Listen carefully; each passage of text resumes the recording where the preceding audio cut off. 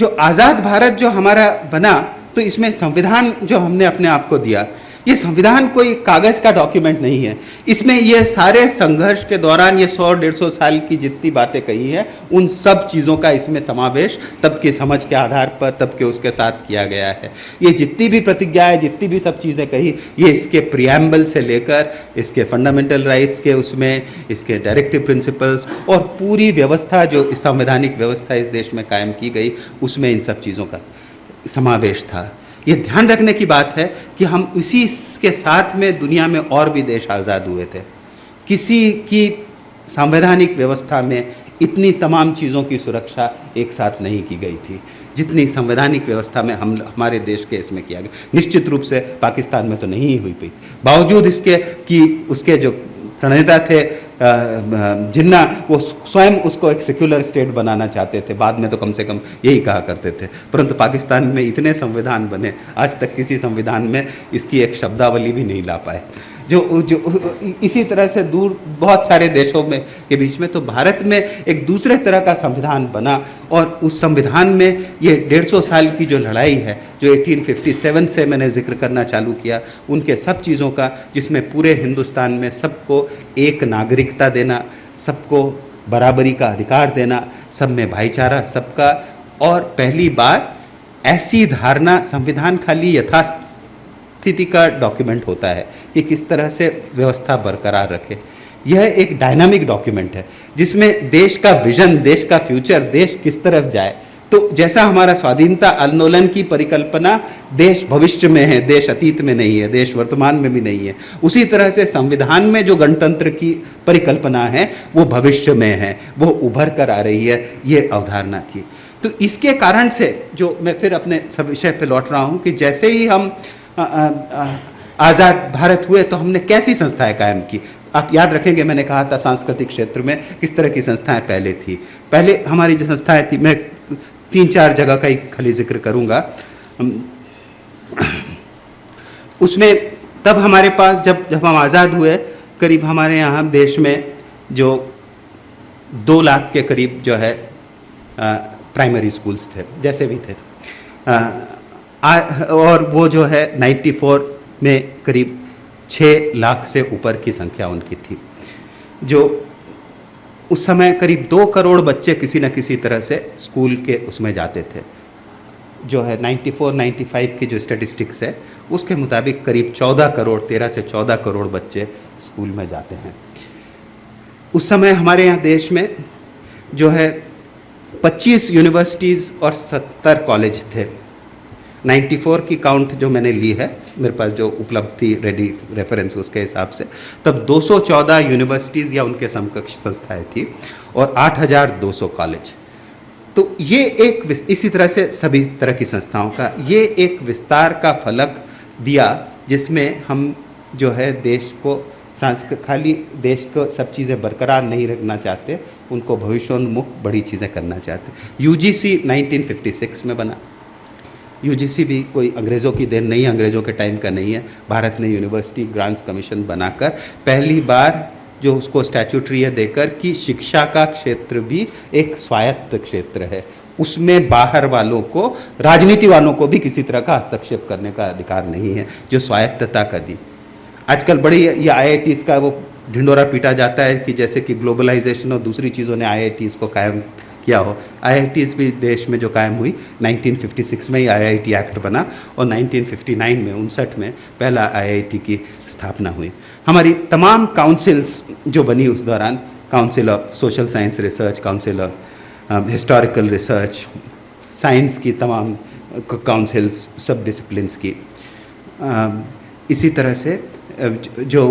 हमारी साइंस की सारी लेबॉर्ट्रीज़ का नेटवर्क जो पूरे देश भर में हुआ। मैं 3 लोगों का खाली इसमें मैं जिक्र करना चाहूँगा और तीनों बहुत प्रासंगिक है, आज भी फिर वो प्रासंगिक हो रहे हैं। एक तो जो उस समय थे शांति स्वरूप भटनागर, जिन्होंने हमारी पूरी CSIR लेबॉर्ट्रीज़ का जाल जो आज पूरे देश में कराया।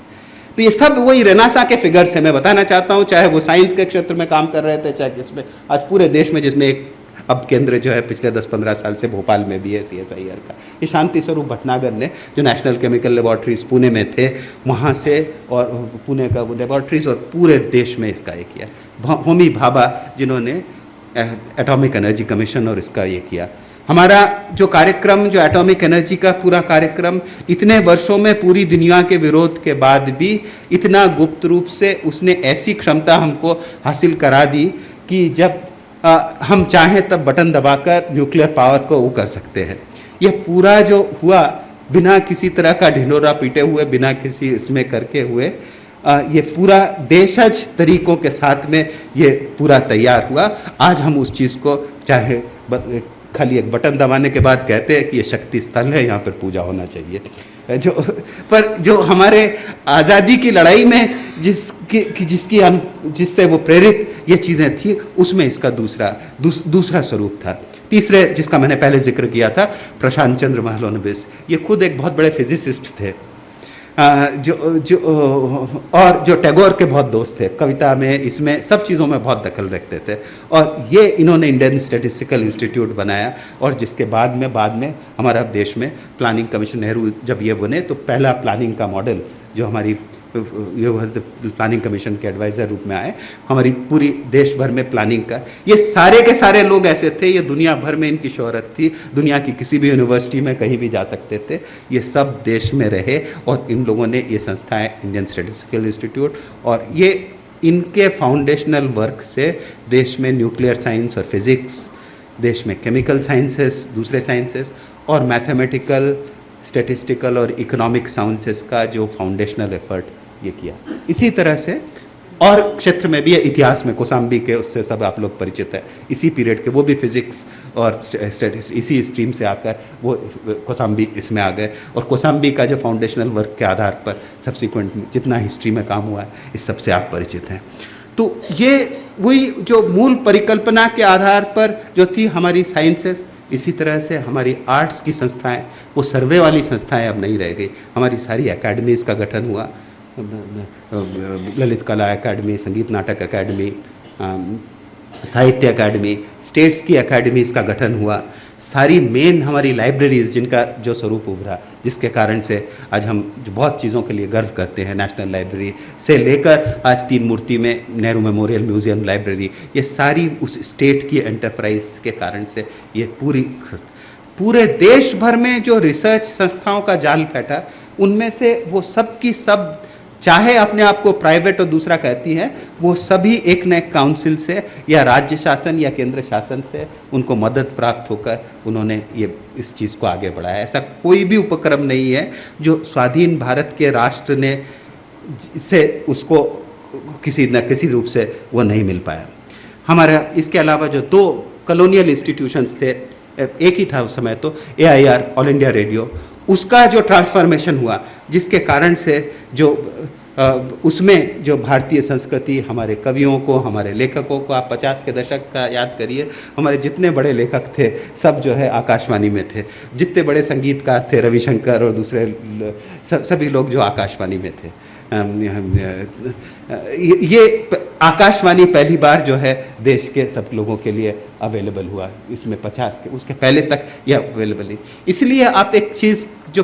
गौर करने की बात है कि इन कलाओं में, विशेष करके जो आर्ट्स में के वर्ल्ड में, जो आप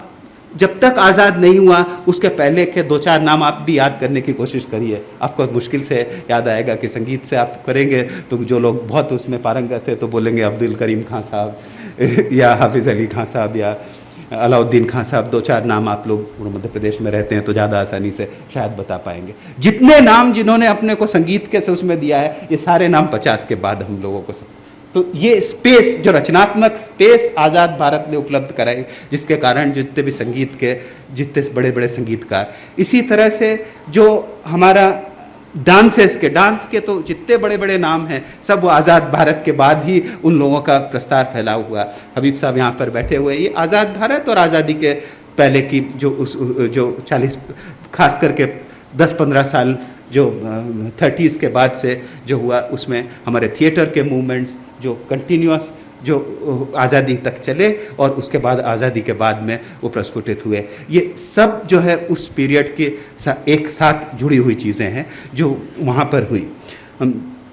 इसी के साथ जो है एक स्पेस जो है, क्योंकि आज़ाद भारत की परिकल्पना में जैसा मैंने कहा था कि डेमोक्रेसी, प्रजातांत्रिक बहुत महत्वपूर्ण था, तो एक प्रजातांत्रिक ऐसी स्पेस जिसमें कि प्रतिरोध की, विरोध की गुंजाइश हो, एक स्पेस उपलब्ध कराई जो कॉलोनियल इंडिया हमको नहीं देता था। हमारी सड़कें हमारे लिए नहीं थी जहाँ पर हम आंदोलन कर सकते थे, जहाँ पर हम जुलूस निकाल सकते थे, जहाँ पर हम नाटक कर सकते थे। यह स्पेस भी आज़ाद भारत ने उपलब्ध कराया कि जितना प्रतिरोध वाला साहित्य, प्रतिरोध वाली संस्कृति की चेष्टाएं हुई, यह भी आज़ाद भारत में जो स्टेट के इसके बाहर भी हुई। यह प्रतिरोध के लिए स्पेस अवेलेबल कराने के लिए सिविल सोसाइटी में, यह भी आज़ाद भारत ने इनको उपलब्ध कराया। जितनी हमारी न्यू वेव फिल्म बनी, जितनी सब हिंदुस्तान की फिल्म बनी, वो सारी स्टेट एंटरप्राइज से बैग थी, उसके बाहर एक भी नहीं थी। जो चाहे सत्यजीत राय की पत्थर पौचाली से लेके 1955 जो पश्चिम बंगाल गवर्नमेंट ने जब वो दिक्कत में आए तो उन्होंने उसको फाइनेंस किया। उसके बाद film finance corporation, film development NFDC, ये दो संस्थाएं बनी एक दूसरे में मर्ज होकर, तो उसमें जो है चाहे वो मनी कौल का उसकी रोटी, माया दर्पण, भुवन शोम, मृणाल सेन का, ये सब जो है उस स्टेट के उससे ये न्यू वेव। और जैसे ही इन संस्थाओं ने अपना काम समेटना प्रारंभ किया, सिकुड़ती गई, वैसे के वैसे ये सब बड़े बड़े कवि, बड़े बड़े फिल्मकार जो है वो कमर्शियल फिल्म में, टेलीविज़न में, दूसरी चीज़ों में चले गए और कामयाब नहीं हो पाए। तो ये स्टेट का रिट्रीट जो हुआ इनसे, तो स्टेट के साथ में हमारी सबसे कलावादी, सबसे बड़ी चीज़ हस्तक्षेप की सब चीज़ों को भी संभव इस स्वाधीन भारत की सरकार ने बनाया। उसके पहले जो है ये कहीं पर भी उपलब्ध नहीं थी ये स्पेस फिल्म के लिए। इसी का एक और चीज़ है, इसीलिए उस ज़माने की जो हमारी व्यावसायिक जितनी भी फिल्में थीं, उसके भी सफलतम, खास करके राज कपूर, महबूब, गुरुदत्त, ऐसे जो विमल राय फिल्में, उनकी प्रत्येक फिल्म आज़ाद भारत के उस सपने का एक रूपक थी किसी न किसी की तरह से। तो चाहे वो मदर इंडिया में कि मदर इंडिया के इसमें वो एक ब्लॉक डेवलपमेंट वर्क, एक वो नहर का उद्घाटन करती है, उससे शुरू होता है और उससे एंड होता है वहाँ। तो ये एक पूरा मेटाफर जो उसके भीतर का पूरा, आप लोगों को जिनको मदर इंडिया तो बहुत मशहूर फिल्म है और यहाँ पर काफ़ी मेरी पीढ़ी के लोग बैठे हैं तो उनको होगा, नए यंग लोगों ने पता नहीं मेरे को देखा कि नहीं, वो पूरा एक उसको मदर इंडिया और पूरा देश के इस मेटाफर को जैसी उनकी समझ थी उसके आधार पर ऐसी तमाम फिल्में, चाहे वो श्री 420 हो, चाहे दूसरी फिल्म हो, इसी जिन चीज़ों का मैं जिक्र कर रहा हूँ, इन्हीं चीज़ों को इस पूरे फिल्म के अंदर। तो ये एक स्पेस जो है, मैं इसको समेटते हुए कहना चाहूँगा कि ये स्पेस जो है, जो हमको नागरिक अभिव्यक्ति के लिए आज़ादी के आंदोलन ने पहली बार इस देश में दी, इसको आज़ादी के बाद से इसको ये सुदृढ़ हुई हमारी संस्थाओं में, दूसरे सब चीज़ों में इसको बहुत वो बनाया गया। परंतु आज खाली इतना देश का और स्थिति का महिमा मंडन करने से काम नहीं चलेगा, बहुत सारी दिक्कतें हैं और इसके लिए इसके रास्ते में बहुत सारी दिक्कतें हैं। मैं थोड़ा सा इनके साथ इनके बारे में जिक्र करना चाहूँगा। ये आज़ाद भारत ने जो संभव बनाया है, और वो जो मैंने शुरू में फिर मैं बताऊंगा कि दो चीज़ें, इकोनॉमिक नेशनलिज्म और कल्चरल नेशनलिज्म, आज़ाद भारत में सबसे पहले इस चीज़ की एहसास हुआ कि ये दोनों चीज़ दरअसल एक ही चीज़ है। अगर हम आर्थिक रूप से आज़ाद नहीं हुए तो हम कल्चरल आज़ादी नहीं हो सकती। दोनों चीज़ें एक ही चीज़ का दो पहलू हैं। तो हमने जो इस तरह की इकोनॉमी, देश में आर्थिक व्यवस्था, जो महलनोबिस का मॉडल कहें, चाहे नेहरू का मॉडल कहें, या जिसके आधार पर हमने तैयार किया, वही राज्य को वो स्थिति प्रदान करती है जिसमें चाहे वो शिक्षा का फैलाव करे, चाहे स्वास्थ्य का फैलाव करे, चाहे दूसरी चीज़ों का फैलाव, राज्य की commanding Heights of the economy को देने की बात। और ख़ास करके इस स्थिति में जबकि दुनिया की तमाम ताकतें हमारे सब मंसूबों और हमारे मंतव्यों से सहमत नहीं थी, उस समय करने के लिए ये राज्य की संस्था ने इन चीज़ों को हमको उपलब्ध कराया। ये चीज़ जो है 15 साल 20 साल तक इसकी अनेकों विफलताएं हैं। विफलताओं की फहरिस्त में जाने की ज़रूरत नहीं है। हमारे देश से, हमको, हमारे आज़ाद भारत से निश्चित रूप से आपको, मुझको, सबको बहुत ज़्यादा, इससे बहुत ज़्यादा उम्मीदें थी शायद, और उतनी उम्मीदों की बराबर पूर्ति हुई है नहीं हुई है हम नहीं कह सकते, ज़्यादातर उम्मीदें नहीं हुई, परंतु उम्मीदें करने का हक और इतनी उम्मीदों का, उसको काफ़ी उम्मीदें जो हम लोगों ने की, जो पूरे हिंदुस्तान के हजारों साल के इतिहास में इसके पहले कभी पूरी नहीं हुई। अब इसके ऊपर, इन उम्मीदों के ऊपर 3-4 तरह के खतरा है। ये जो राष्ट्र की हमारी स्वायत्तता और हमारी जो बात मैं कहना चाहता हूँ कि रचनात्मक स्वायत्तता, चाहे वो विज्ञान के क्षेत्र में हो, चाहे कलाओं के क्षेत्र में हो, चाहे साहित्य के क्षेत्र में हो, वो हमारी इन बुनियादी रूप से जो स्वायत्त संरचना हमारे देश की इकॉनमी और दूसरी सब चीज़ों की, उससे जुड़ी हुई है, उससे पृथक नहीं है। आज उसके ऊपर बहुत खतरे हैं। एक तो जिसको हम कहें कि पूरी दुनिया में जो है वित्तीय पूंजीवाद का प्रसार, फाइनेंस कैपिटल का जो है, जिसके जो है ये बुनियादी रूप से राष्ट्रों के खिलाफ है, देश की आज़ादियों के खिलाफ है, क्योंकि पूरी दुनिया में ये पहली बार ऐसा हुआ है। ये ऐसा नहीं कि हमेशा से था वित्तीय पूंजीवाद, ये पिछले 15-20 साल की उपज है। ये पूरी दुनिया में भी जो एक तरह का नया वित्तीय पूंजीवाद है, फाइनेंस कैपिटलिज्म है, जो देश की सीमाओं को तोड़ते हुए उसने कैपिटल को आज़ाद कर दिया है। वो दुनिया में हॉट मनी की तरह से कंप्यूटर स्क्रीन्स में इधर से उधर जाता है, आता है, उसके लिए कोई सीमाएं वो नहीं है। तो ये एक सबसे बड़ा जो है, जो राष्ट्र के लिए एक, मैं सोचता हूँ, एक बहुत बड़े खतरे के रूप में है। तो ये जब एक बार ये फाइनेंस कैपिटल का प्रसार होता है, तो ये सबसे पहले अपने रास्ते की सारी रुकावटों को ध्वस्त करता है, चाहे वो देश की सीमाएं हों, चाहे देश के भीतर ऐसे सरकारें हों जिनमें थोड़ी सी प्रतिरोध करने की क्षमता हो, उनको ध्वस्त करना, चाहे उसको राज्य की शक्ति जिसके आधार पर वो पूरा हमारा रचना का संसार बनता है, उसको किस तरह से परिसीमित करे। ये 2-3 तरीके से इसको कर रहा है। एक तो जो है हमारी राज्य का संस्था को जो है ये हॉरिजॉन्टली और वर्टिकली तोड़ने की इसकी लगातार प्रयास है कि जो है हम उसको, जो हमारी आज़ादी की लड़ाई में और हमारे संविधान में सब चीज़ों में, जैसे कि मान लें कि पंचायती राज का ही हमारा डेमोक्रेटिक डिसेंट्रलाइजेशन, प्रजातांत्रिक, इसको दूसरे तरह से फाइनेंस कैपिटल की नज़र से देखें तो यह है कि राज्य की सत्ता ऊपर से नीचे तक इस तरह से विभाजित हो जाए कि बाहर से आने वाला कोका कोला हो, कोई भी हो, उसको पंचायतों से डील करना पड़े, उसको जनपद पंचायतों से डील करना पड़े, उसको देश की एकाग्र शक्ति से कहीं पर डील न करना पड़े, चाहे कोई सी भी चीज़ हो। तो इसको देश की समग्र एकता को, उसकी ताकत को विखंडित करने का भी एक उपक्रम, तो ये एक तो डेमोक्रेटिक डिसेंट्रलाइजेशन के उपक्रम से हो सकता है। दूसरा,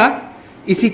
वही चीज़ें एक साथ किस तरह से द्वंद्वात्मक हैं। एक ऐसी चीज़ है जिसके लिए हम लोगों ने लड़ाई लड़ी, गांधी जी ने लड़ाई लड़ी, सब चीज़ों ने लड़ी, पर वही चीज़ जो द्वंद्वात्मक रूप में हमारे खिलाफ इस्तेमाल हो सकती है कि हमारी राज्य की शक्ति को, हमारे देश की संकल्प शक्ति को विभाजित करके टुकड़े टुकड़े में कर दे। इसी तरह से राज्य की सत्ता से, चाहे वो केंद्र सरकार हो चाहे राज्य की सरकार हो, जो हमारे जीने के मुद्दे हैं धीरे धीरे उनको उससे बाहर कर रहे हैं। बिजली, पानी, आपका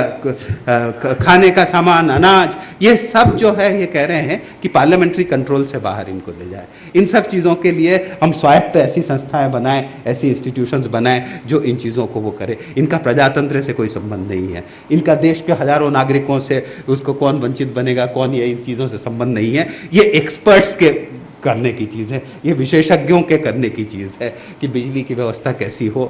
पानी की व्यवस्था कैसी हो, अनाज का देश में वितरण कैसे हो। ये देश का प्रजातांत्रिक, उससे इसका कोई अर्थ नहीं है। ये एक फाइनेंस कैपिटल एक चीज़ है जिसके कारण से मैं सोचता हूँ जिस स्वायत्तता, जिस देश का हमने गठन किया था, उसको एक खतरा इससे है। दूसरा है, इससे जुड़ा हुआ है पर इससे अलग भी है, वो एक तरह का बहुराष्ट्रीयतावाद। बहुराष्ट्रीयतावाद के ये शब्द एक तरह से मैंने ही इस्तेमाल किया है, इसका जो इसको मैं कहना चाहता हूँ कि जिसको इसके पहले हम लोग पूरी आज़ादी की लड़ाई के दौरान दूसरे उसमें हम शब्द जो इस्तेमाल करते थे वो था अंतर्राष्ट्रीयता या इंटरनेशनलिज्म। इंटरनेशनलिज्म के बरक्स ये एक नया शब्द जिसको इस्तेमाल हो रहा है कि एक मल्टीनेशनलिज्म, कि सब लोग जुड़े हुए हैं, सब लोग, खास करके इसमें कहा जाता है कि हिंदुस्तान में भी एक जो है, हिंदुस्तान के भीतर भी एक यूरोप छिपा हुआ है, जो जिनका जितने यूरोप की आबादी है उतने यहाँ पे कंजम्पशन का स्टैंडर्ड हिंदुस्तान के भीतर भी हो सकता है, और ये लोग यूरोप से जुड़े हुए हैं। तो ये देश को विघटित करता है। देश के 10% है कि 20% है, भगवान जाने कितने हैं, क्योंकि तो जो भी है ये देश से अलग है, ये पूरी दुनिया के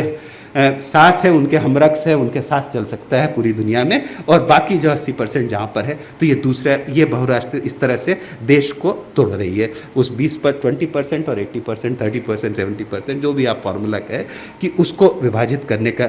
इसी बहुराष्ट्रीयता की एक और धारणा है कि जो राष्ट्र पीछे हैं वो अपनी गलती के कारण से पीछे है। सब लोगों को बराबरी के आने का मौका मिला है, सब देश बराबरी की रफ्तार से चल सकते हैं। यहाँ की जो व्यवस्थाएं हैं, आंतरिक व्यवस्थाएं हैं, उनके कारण इन देशों में बदहाली है। इसमें कोई ऐसा नहीं है कि कोई राष्ट्र दूसरे राष्ट्र का शोषण करता है, दूसरी किसी चीज़ों का वो नहीं है। यहाँ की भी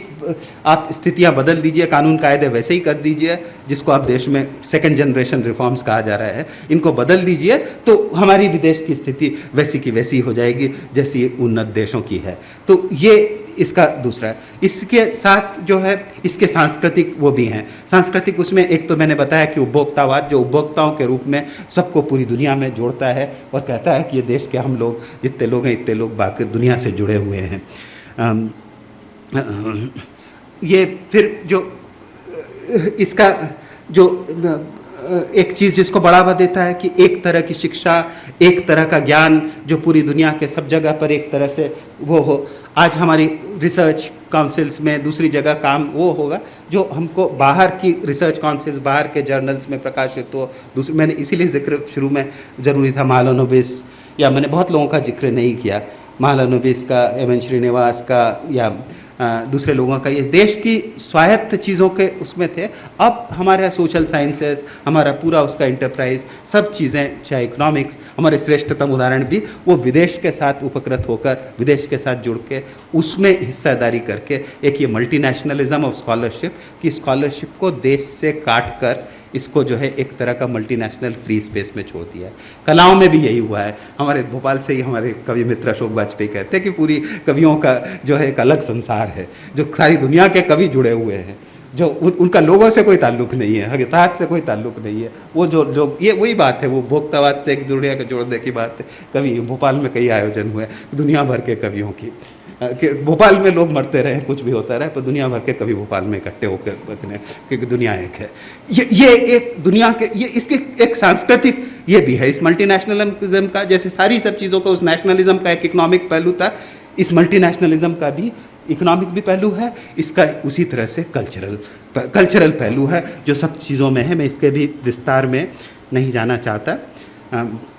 इतना भर कहना चाहता हूँ कि इसका एक बुनियादी चीज़ यह है कि जन्म से लेकर मृत्यु तक प्रत्येक चीज़ जो है बाज़ार से के माध्यम से मीडिएट हो। धीरे धीरे हमारे त्यौहार तक, चाहे अभी राखी गया, राखी में बाज़ार के बगैर राखी करना अब तो मुश्किल हो गया, बाज़ार की व्यवस्था के बीच में हम सब चीज़ों का, उसमें ग्रीटिंग कार्ड्स का बिज़नेस हो, दूसरे तरह का बिज़नेस हो। तो हमारा जन्म से लेकर डायपर्स और बच्चों के लिए क्या करना, उसका कि एक जो बच्चों का जन्म होने की सदियों से हमारी चीज़ है, उसको एक मेडिकल इंटरवेंशन की चीज़ बनाकर बाज़ार से मीडिएट कराने की प्रक्रिया पूरा जो वो चालू हुई है, वो मृत्यु के तक जो है वो हमारा पीछा नहीं छोड़ती। ये पूरा एक इसका मल्टीनेशनलिज्म का हिस्सा है। इसके तमाम देशों में तो ये दूसरा दुश्मन है जो हमारे स्वायत्त, हमारी देश में जिसकी आज़ादी से, हमारी स्वायत्तता के कारण हमको रचनात्मक आज़ादी मिलती है, उसको तीसरा, उससे खतरा होता है। तीसरा है, इनसे फिर जुड़ा हुआ है दोनों चीज़ों से, पर थोड़ा अलग भी है, कि हमारे इस बीच में हमारी आंतरिक विघटन जो देश में ही प्रारंभ हुआ है, देश में चल रहा है। इसमें आंतरिक विघटन ये दो तरीके से होता है। एक तो फाइनेंस कैपिटल और एक ग्लोबलाइजेशन के इसके कारण से क्या होता है कि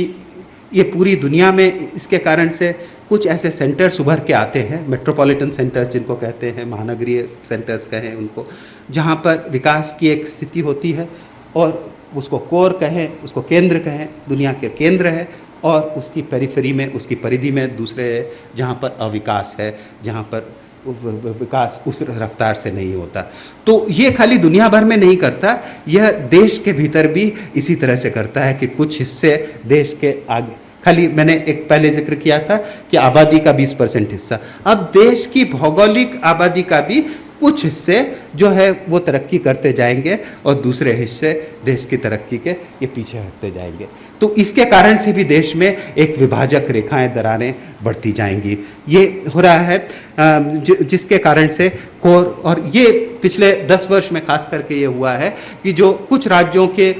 जो भी देश में तरक्की हो रही है वो उन राज्यों में केंद्रित है, और जो दूसरे जो इसका जो हमारे सुधारों का सबसे बुरा असर जो हो रहा है कुछ दूसरे राज्यों पे है, जहाँ पर कि जो कि केंद्र से दूर है या जो समुद्र किनारों से दूर है, ऐसी जगह पर उनका लगातार, ये मैं खाली एक उसके लिए कह रहा हूँ, यदि समय होगा तो मैं इनके आंकड़ों में जा सकता हूँ, राज्यवार भी थोड़ा बहुत मैं बता सकूँगा कि ये सही स्थिति है कि पिछले 10 वर्षों के भीतर ये स्थिति उभर के आई है कि उन राज्यों का अविकास हो रहा है जो विकास की दौड़ में पीछे हैं, जो विकास की दौड़ में जो, और ये देश किस तरह से विभाजित होता है इसके कारण से ये देखने का इसका सबसे बड़ा उदाहरण जो आज स्वयं ही प्रारंभ हुआ है देश में, कि देश के भीतर के उन्नत राज्यों के मुख्यमंत्रियों ने एक सम्मेलन करके ये बताया है कि देश के जो है ऐसे राज्य जो पिछड़े हैं उनको फाइनेंस कमीशन ने जो ज़्यादा राशि दी है वो उनको नहीं मिलना चाहिए। ये देश में एक तरह का G7 बनने की वो शुरुआत है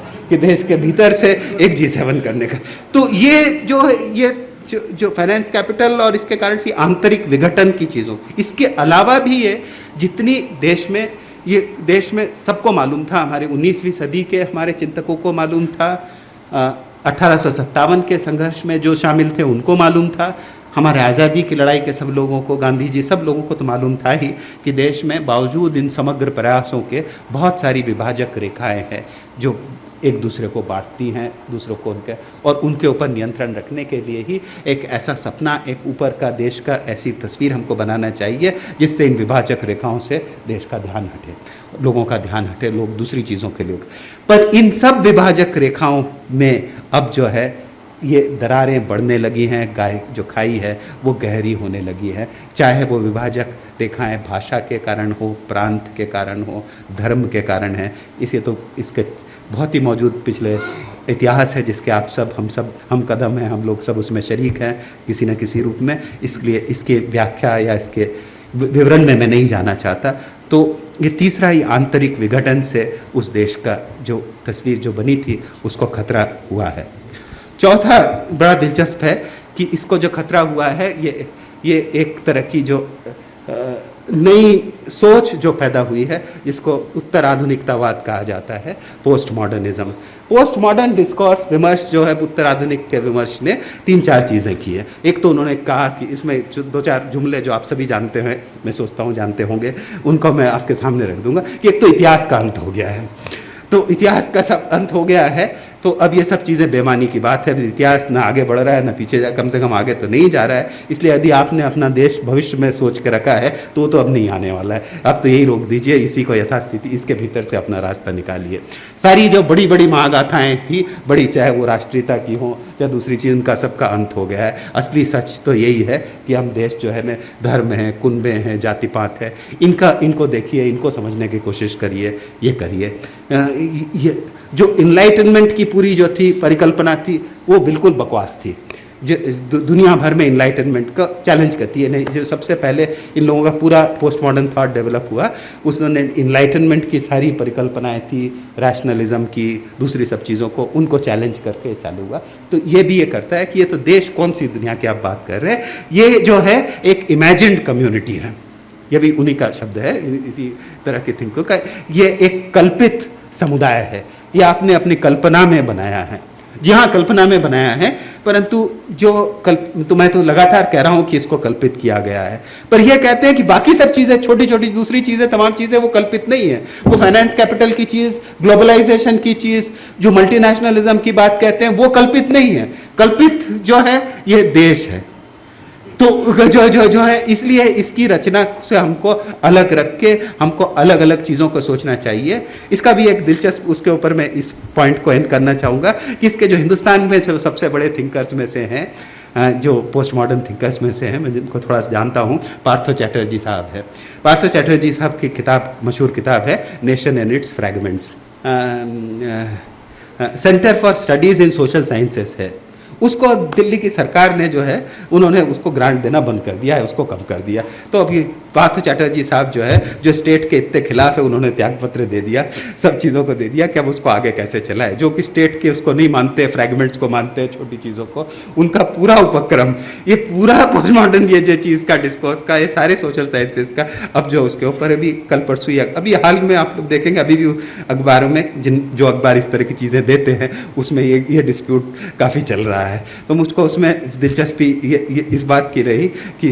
जो है पार्थो जो है इसको तो देश में ऐसी श्रद्धा ही नहीं है कि देश की कोई एकता या देश का सरकार या राज, तो अब उनको थोड़ा सा आटे का भाव मालूम पड़ रहा है कि देश में न केवल राजनीतिक सत्ता पर उसके स्वरूप के ऊपर भी स्वायत्तता का कैसा असर होता है या नहीं होता है। वो उतनी चीज़ें उतनी पृथक नहीं है जितना वो मान के चलते हैं। ये मैंने जो है ये आशंकाएं हैं और ये बहुत गहरी आशंकाएं हैं, पर क्या इनसे इस ऐसी स्थिति में जो ये 5 बड़ी चीज़ों का मैंने जिक्र किया कि दुनिया भर में जो स्वीप है, एक तरह से नियंत्रण है फाइनेंस कैपिटल का, जो मल्टीनेशनल कल्चर फिलॉसफी उसका, जो देश में आंतरिक विघटन की शक्तियाँ, या सामाजिक विज्ञानों में, बौद्धिकों में, कलाकारों में जो उत्तर आधुनिक चिंतन के कारण से जो हुआ, तो ऐसे क्या बहुत निराशाजनक ऐसी स्थिति है। तो क्या जो हमने 100-150 सालों में जो किया था वो क्या ध्वस्त हो गया, क्या गिर गया, क्या समाप्त हो गया, कि अब उसको वापस कोई करने की गुंजाइश है कि नहीं? मुझको नहीं मालूम, मैं कोई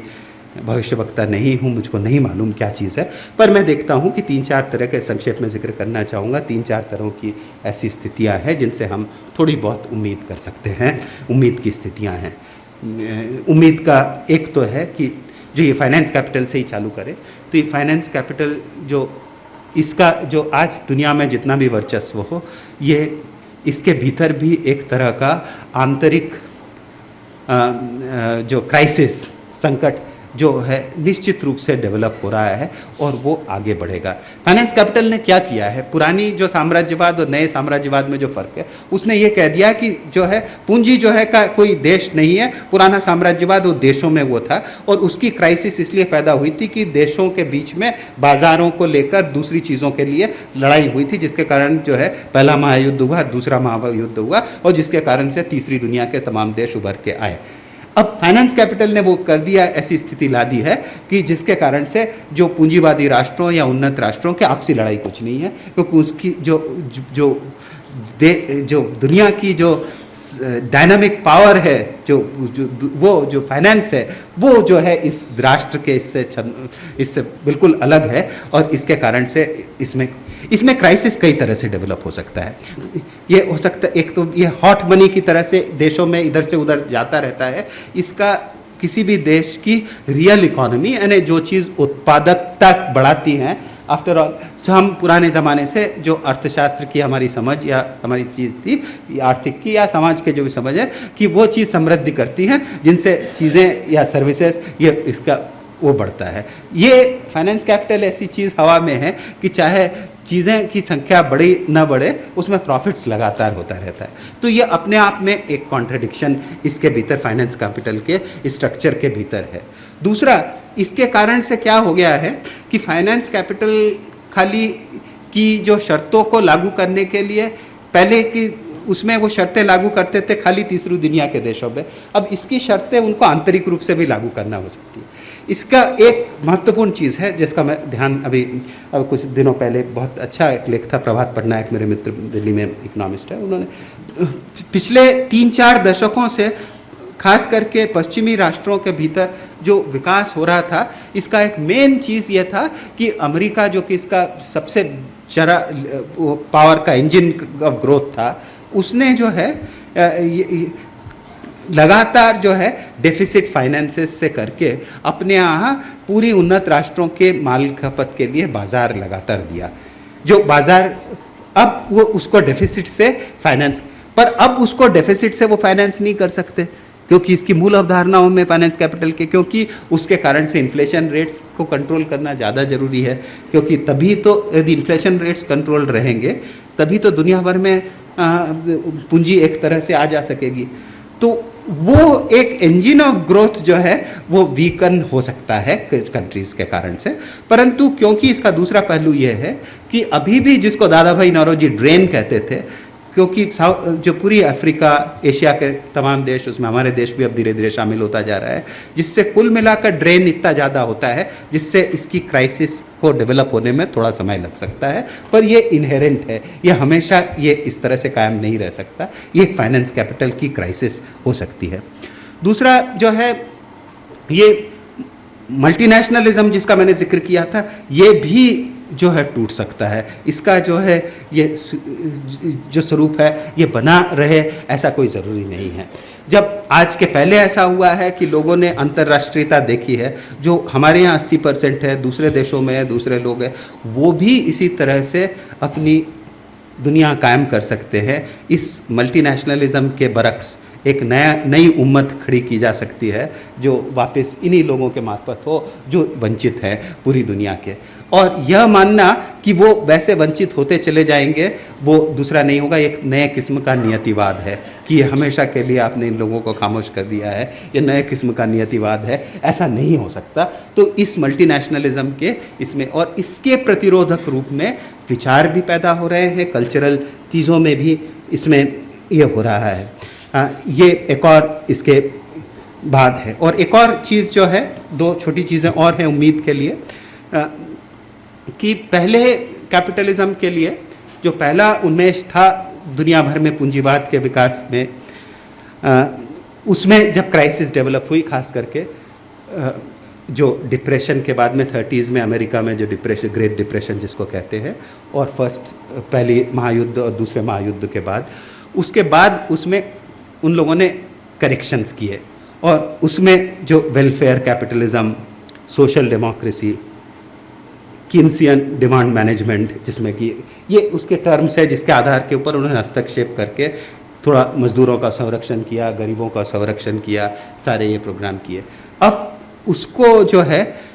नई फाइनेंस कैपिटल और नई फिलॉसफी जो है, इसमें इन करेक्शंस की, इन सेफ्टी वॉल्स की गुंजाइश नहीं है।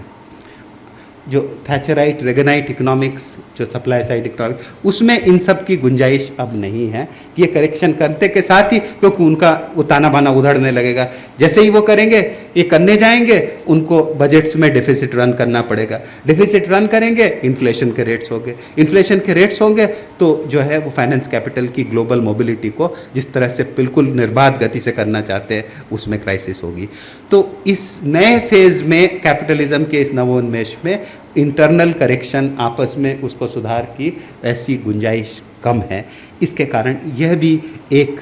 जो है, मैं सोचता हूँ, उम्मीद का एक ये बन सकता है। और जो मैं सबसे बड़ी उम्मीद की बात मानता हूँ कि इतिहास में, दुनिया के इतिहास में कोई भी शब्द, खास करके जिन्होंने हज़ारों लोगों को अनुप्राणित किया हो, चाहे वो शब्द आज़ादी का हो, स्वतंत्रता का हो, समानता का हो, वो शब्द समाप्त नहीं हो जाते। जैसी भी परिस्थितियाँ हों, उसके बाद जब भी कठिन समय आता है तो ये शब्द, चाहे एक बार 1989 में उसकी पूर्ति, 1789 में जब फ्रेंच रेवोल्यूशन हुआ, उसकी जो मूलभूत प्रतिज्ञाएं थी खोखली साबित हुई, वहाँ पर ऐसा नहीं हुआ। जो स्वतंत्रता, भाईचारा, समानता, या रूस के रेवोल्यूशन की प्रतिज्ञाएं, वो भी पूरी नहीं हुई, ख़त्म हो गई। हिंदुस्तान में जो हम लोगों ने रचा, जिसके हमारी स्वाधीनता की संग्राम की, जो मैं 3-4 बड़ी चीज़ें, जिन चीज़ों का जिक्र किया था, उनको मैं 3-4 शब्दों में कहूँ तो उसकी बुनियादी प्रतिज्ञाएं थीं कि देश में प्रजातंत्र, देश में जो है समाजवाद, देश में सेक्युलरिज्म, और एक इंटरनेशनलिज्म देश के भीतर जो गुट निरपेक्ष इंटेल है। यह चीज़ जो हमने प्रतिज्ञाएं की थी, ये जब जब देश के ऊपर खतरे आएंगे, देश की आज़ादी में कमी आएगी, जिसके कारण से हमारा जो रचनात्मक गुंजाइश जो है उसमें कमी आएगी, तब तक ये शब्द वापस उठ खड़े होंगे। और इन शब्दों के मार्फत मैं सोचता हूँ जैसे कई पीढ़ियाँ अनुप्राणित हुई हैं, इन्हीं शब्दों के आसपास नई बहुत सारी पीढ़ियाँ अनुप्राणित होंगी। मैं नहीं सोचता कि स्थिति उतनी खराब है, परंतु निश्चित रूप से बहुत खराब है। आज दिवा स्वप्न देखने का निश्चित रूप से समय नहीं है, क्योंकि ऐतिहासिक समय में, लंबे समय में शायद ये जितनी उम्मीदें हैं सब सही साबित हो, पर वो ऐतिहासिक समय इतना लंबा हो सकता है कि हमारा, आपका, हमारे करोड़ों समकालीन भारतीयों का जीवन इस दौरान नारकीय रूप से हो, जो 150 सालों में हमने हासिल किया है वो नष्ट हो जाए। मैं कहना चाहता हूँ कि ये 150 साल हिंदुस्तान के सबसे गौरवशाली साल हैं। हिंदुस्तान के इतिहास का इससे बड़ा गौरवशाली अध्याय वैदिक काल में नहीं था, मुग़ल काल में नहीं था, मौर्यन साम्राज्य में नहीं था। सब ने अपनी बड़ी बड़ी चीज़ें की, पर सबसे बड़ा 150 साल का ये विरासत है। हम सब मिलके इसको बनाए रख सकते हैं। धन्यवाद।